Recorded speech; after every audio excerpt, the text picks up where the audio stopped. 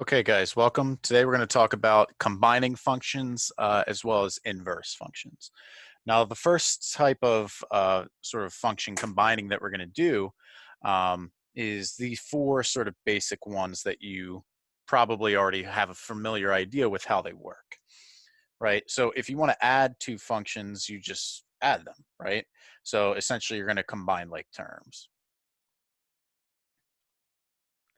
And then, of course, for subtraction, you're really doing the same thing, except you're going to distribute the negative first.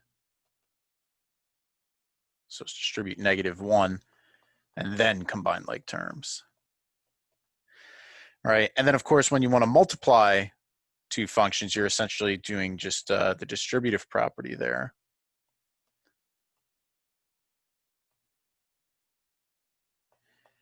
And then if you want to divide two functions, essentially what you're going to do is you're going to factor and simplify if possible. Right? Which is really already stuff that we've looked at before. All right, so let's look at a couple of examples. So for example, in part A, you want to find f plus g of x. Well, we know that if we want to add two functions, we are just taking each function and adding them together. So in this case, my f is x minus 4, and my g of x is x squared minus 4. So of course, if we combine like terms, we're going to get an x squared plus an x, and then minus 4 will give us a minus 8. Okay. Part B, we want to do f minus g of x. So we want to do f of x minus g of x. So in this case, I want to do x minus 4, but then I want to subtract and put in parentheses x squared minus 4. So once we distribute that negative, we'll get an x minus 4 minus x squared plus 4, right? Now, of course, once we do that, our 4's will now cancel. And we're going to be left with a negative x squared plus 4. So that's part B. Now for part C, we have f times g of x. So we're going to essentially distribute these two things. All right, so f of x is x minus 4. G of x is x squared minus 4. So now if we just distribute this out, we're going to get an x to the third minus 4x minus a 4x squared, and then plus 16. So it looks like if we want to reorder it, we'll get an x to the third minus 4x squared minus 4x plus 16. Okay, and then last but not least, for part D, well, part D and part E are really sort of the same problem.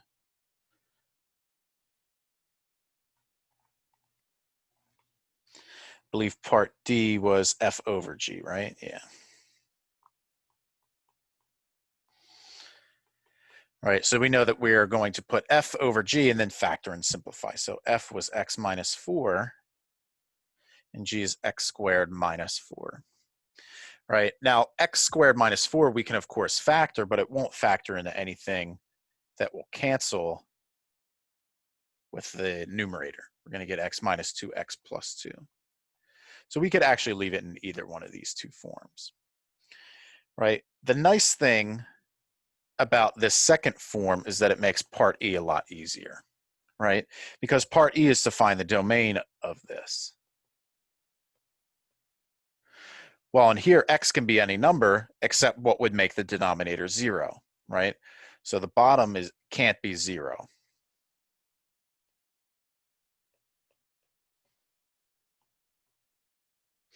And the bottom will be 0 if we have x minus 2 times x plus 2 equals 0, which gives us that x is 2 or x is negative 2. Right, so since we want the bottom to not equal 0, we want x to not be 2 or negative 2. Right? If you really wanted to be fancy, then on a number line, you're including everything but negative 2 and 2. So you could say in interval notation, this is negative infinity to negative 2, don't include it. Union that with negative 2, but don't include it to 2, don't include it, and then 2 to infinity. Right, so any of these really three formats would be good, right? Okay, now let's sort of do an application problem that relates to this. So we have that the treasurer of a corporation that manufactures tennis balls finds that the gross revenue R in dollars can be expressed by a function of X million cans as R of X equals negative X squared plus 4X. And then of course the cost is given by this function. Now part A, we want to express the profit P in terms of the number of cans sold. Well, we know that profit is revenue minus cost, right? You want to take the money that you take in and then subtract any money that you would have to spend. So in this case, we're going to get P of X is R of X minus C of X. Right? So then this would give us negative X squared plus 4X minus, and then we need 5/4 X plus 1/2 in parentheses. So now when we distribute this negative, it looks like I'm going to get a negative X squared. And then if we combine 4X and minus 5 over 4, we need to do 4 minus 5 over 4. And we would get a 16 minus 5 over 4. So that would be an 11 over 4X. And then just minus 1/2 from before. So this is our profit.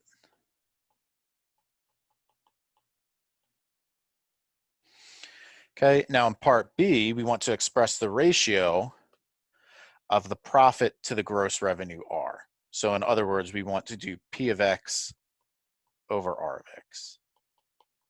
Well, if we do that, we just found that P of X was negative X squared plus 11 over 4 X minus 1/2.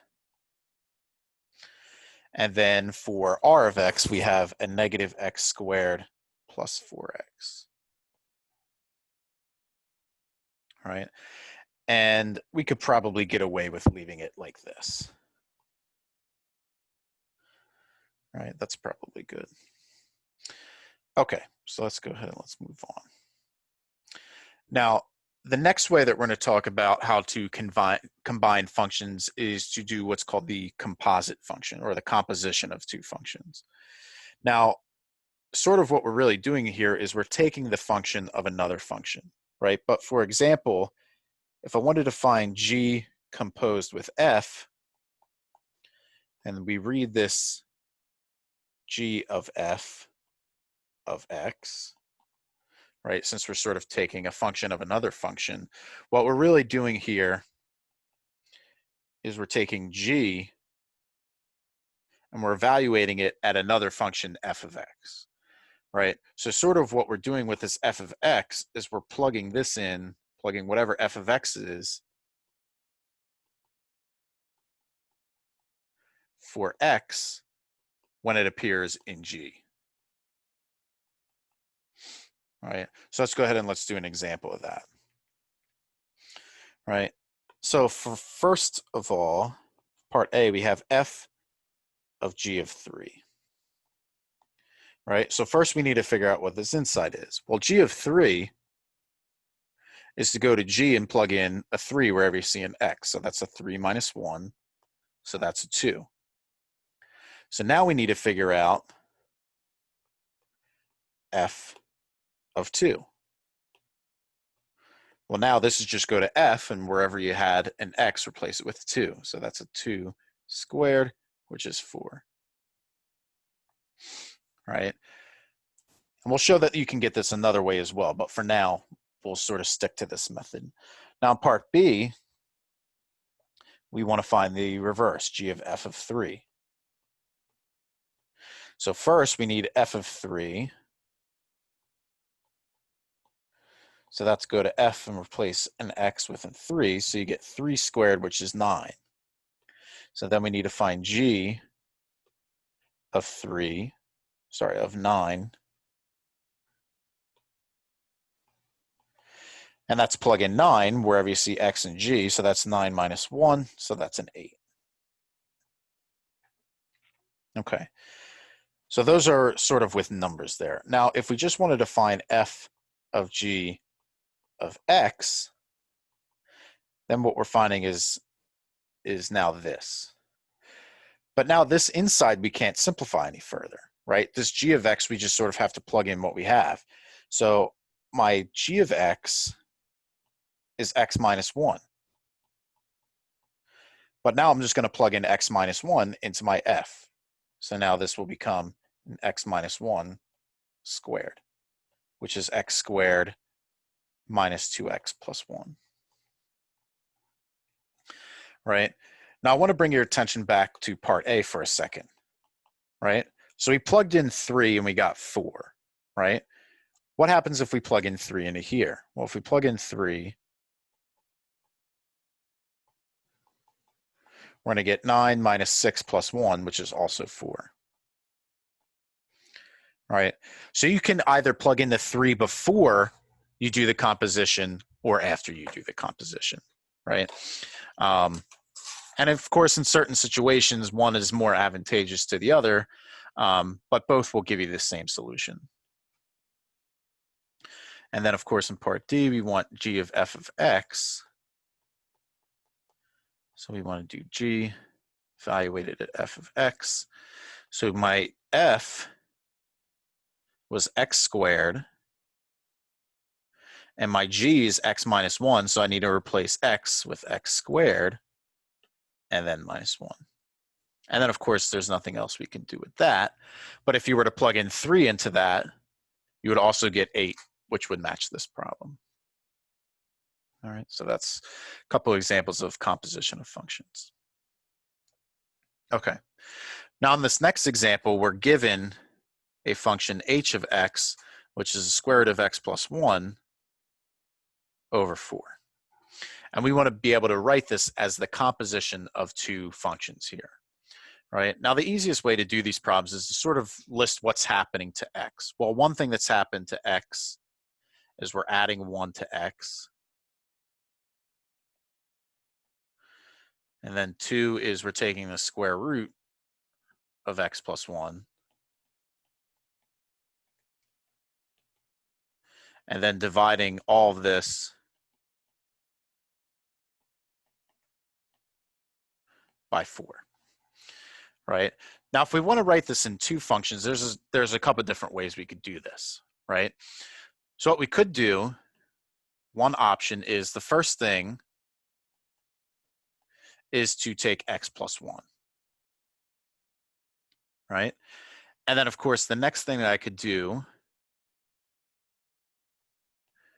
would be to take the square root of what I just had and then divide it by 4. That would be one option, right? So that way, if we do g of f, I would need to do g of f of x, right? But my first step is to replace f with x plus 1. And then in g, I would need to take the square root of what's inside and divide it by 4, right? So that's one option, right? So here we sort of put step 1 in the first function and step 2 and 3 in the second one, right? Another way to do it would be to put step 1 and 2 in the first step. So we could take f of x to be square root of x plus 1. And step 3 would just be take what we had and divide it by 4. And then that way, if we do g circle f, right, first thing we want to do is apply f. So we'll have square root of x plus 1. And then if we divide that by 4, we also get what we wanted, we get h, right? So there's a couple different ways that you can do some of these writing a composition. Okay. Now, the next thing that we're going to talk about is the idea of a one-to-one function, right? So we have that an element in the range of a function may correspond to more than one element in the domain, right? So for example, if you have the function y equals x squared,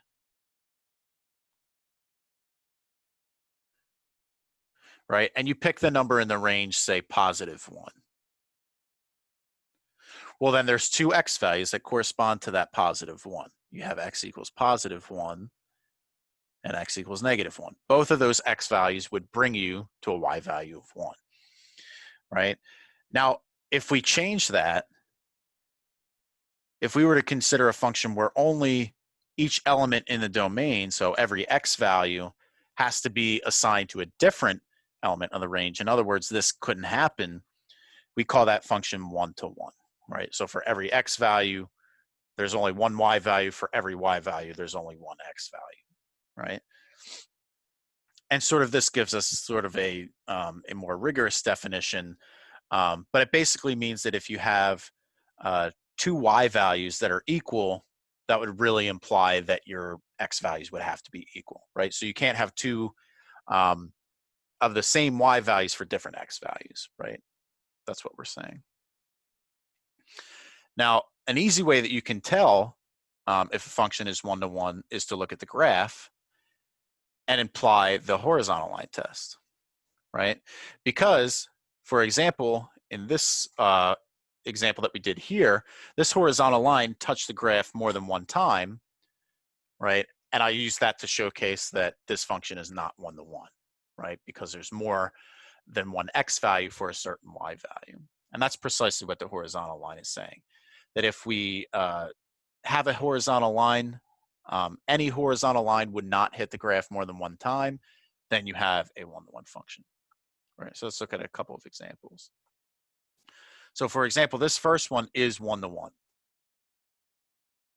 right? Because any horizontal line that you draw would only hit once, right? And then even sort of down here, as you flatten out, you're still always decreasing as you move to the left, so you would only have any horizontal line hit once.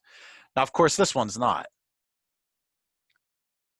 right? Because you hit once, two times, and that's all you need. But in this one, you even hit three times, right? So this is not one-to-one. Now here you got to be careful, right? Because even though this passes the horizontal line test, it doesn't pass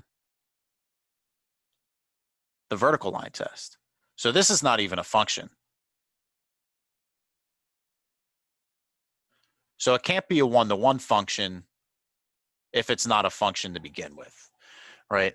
So essentially you can think of that in order to have a one-to-one function, it would need to pass both the horizontal and vertical line test. Okay. Now the reason why we talk about one-to-one functions is so that we can talk about an inverse function, right?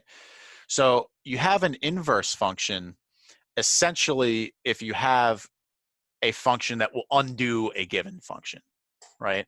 So for example, if you have f of x, if you plug x in, but then applying g to it would make x come out, that means that f is no longer doing anything because g is sort of undoing it. And sort of the same idea for f of g of y, right? You're just getting what's going in, right? So that's sort of the idea. All right. Now, most of the time, you're going to see that if I have a function f, have a one-to-one function, I should say,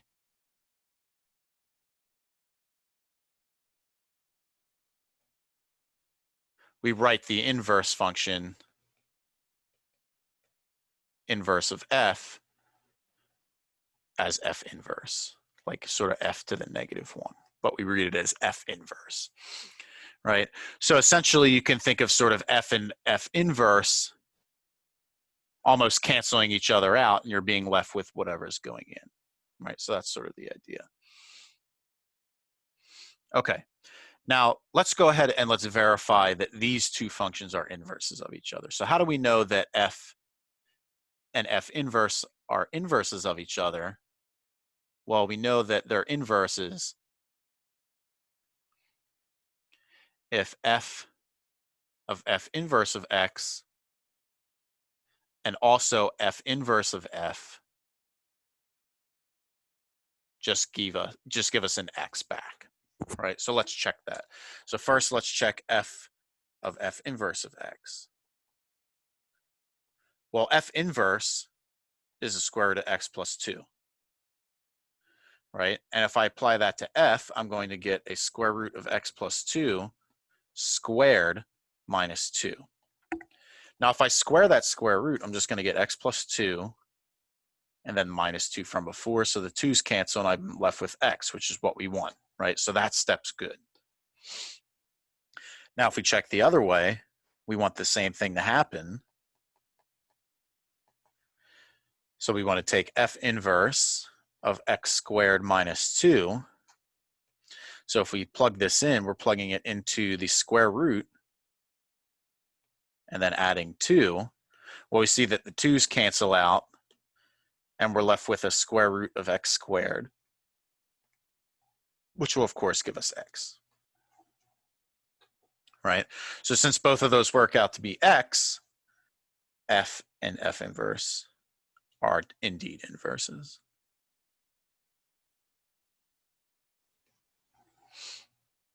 Okay, so that's what we sort of mean by that. Okay, now we just showed how to verify that something is an inverse, but what if we didn't have that other one? What if we wanted to actually find it, right? So essentially what you're going to do is a 4-step process. You're going to replace f of x with y. You're going to switch x and y. You're going to resolve the equation for y. And then the last thing that you're going to do is you're going to replace y with f inverse of x, right? Now, we should be careful here because this, again, only applies for one-to-one functions, right?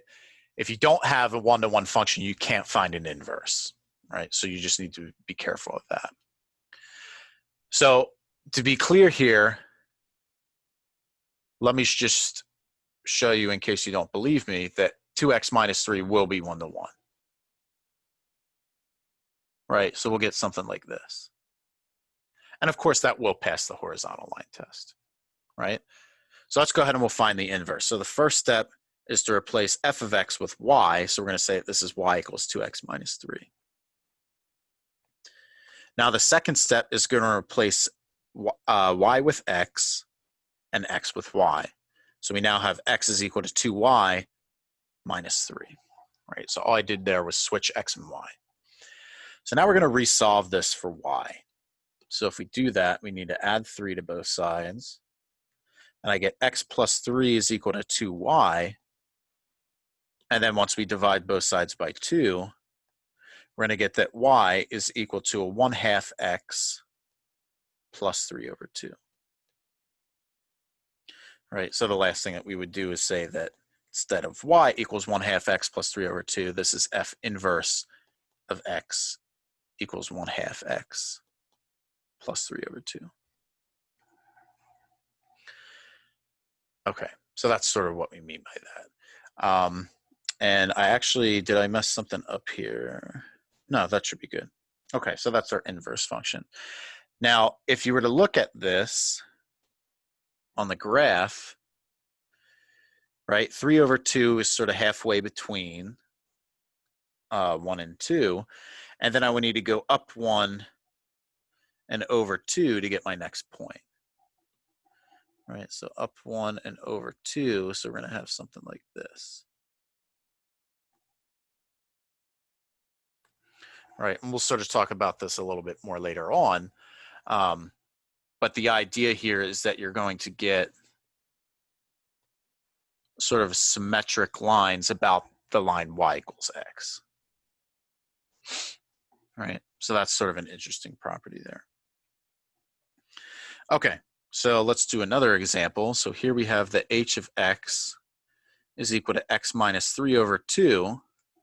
And the first thing that we want to do is we want to find h inverse of x. right? Well, to do that, we're going to say this is y equals x minus 3 over 2. And again, we know that this is 1-to-1 because this is also just a straight line. So now we can switch x and y. We can say this is x equals y minus 3 over 2. Oops.